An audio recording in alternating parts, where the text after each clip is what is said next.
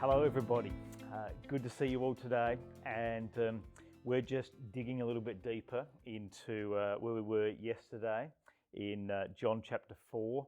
I must admit, I looked up at the clock yesterday and it was far further on than that it was meant to be, or my notes weren't as far on as I wanted them to be.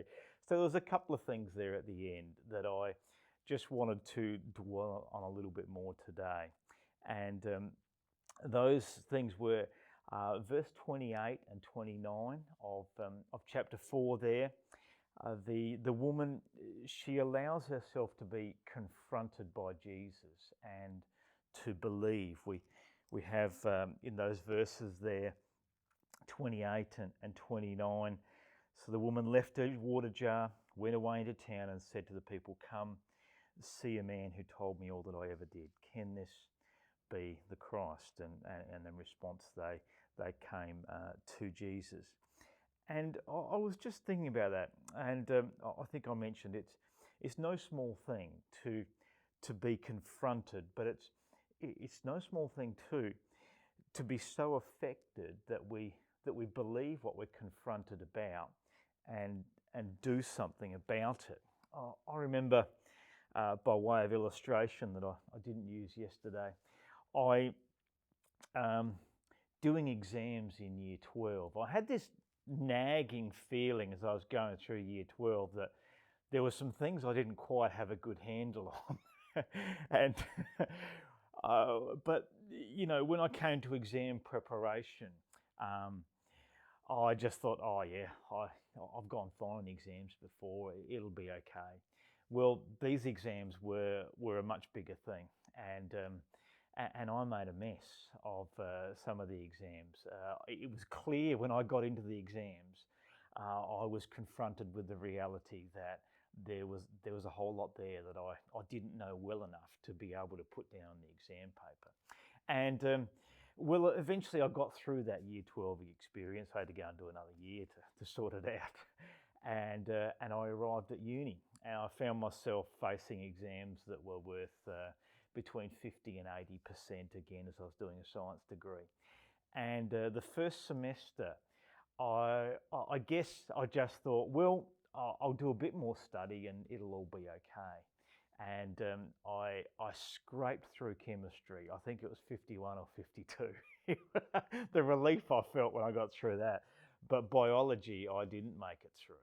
And it was apparent again that my exam had brought me undone. And so I was confronted with this reality that I had to do something different about exams if I was going to make it through university and the rest of my study.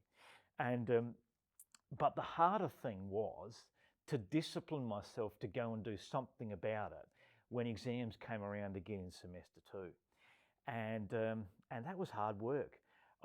I was able to, but yeah, that process of being confronted and then coming to believe it enough that you do something about it, it was hard in that case, and it's hard through all of life. This woman, she's confronted about who she is, and she believes it enough to go and do something about it. And I just think there's a lot of value in being able to see that there as Jesus meets with her. And to be able to examine ourselves and ask ourselves, you know, am I willing to be confronted by God about my life, about my relationship with Him, about the way I'm following Him, about how I am in relationship with other people, about my character, and then am I willing to be able to do something about that, to believe it enough that I go and do something about it.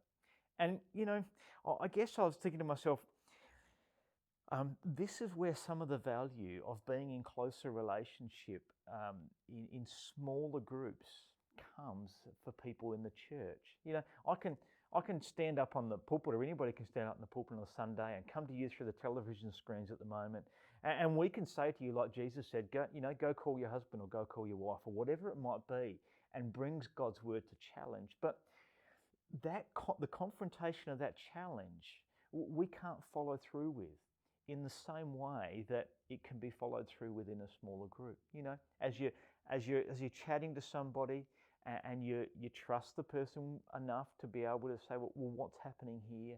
And you allow yourself to be confronted and to believe things. So I want to encourage you in that, to think about, how will I be in relationship with people in such a way that I'll allow myself to be confronted by what God's saying. But then also, will I be willing to be that for other people in the opportunities that God gives me?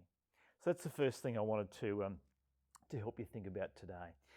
The second thing was the change that came in the life of this woman and the lives of people around her.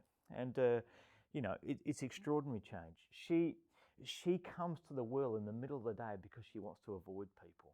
She's a social outcast, and then she goes off into town, and not only is she putting herself out in front of people, people listen to her, they believe her. I can only say that's God at work, and they respond to what she says, and it's clear and apparent that her life has changed. And I mentioned this idea that is there in our culture very much, all sorts of ideas about how we can change our life. And I referred to something I heard from Tim Keller during the week that I thought was very helpful. He was speaking about the contrasting ways in which change is presented to us. So on the one hand, years ago, change was presented as something that you do with the mind. You discipline yourself. You take control over your emotions, your passions, your feeling, and you change your life as you discipline yourself rigidly. And then he was reflecting that probably more recently, people will speak of change in terms of, letting your authentic self come out, letting your passions and feelings and come out, and that driving change for you in your life. But the key thing that he said that both of those things miss is that if they don't change our heart, it won't result in real life change.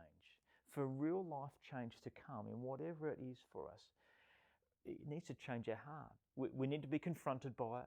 We need to believe it and then have our heart reshaped for real life change to come. And that's what happens to this woman. She allows her heart to be reshaped as she meets with Jesus.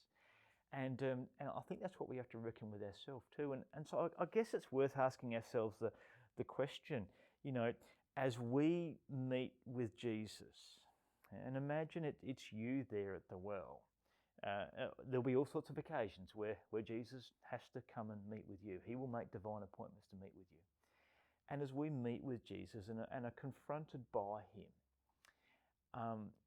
are we willing for our heart to be so affected that real life change comes? The reality is that as that happens, our church community and the community around us will be affected. That's what happened here. And I think it's a tremendous encouragement to see what happens to this woman as her heart's changed. And I want to encourage you and urge you to think about what it might mean for you too. Thanks for being with us. All the best for the coming week.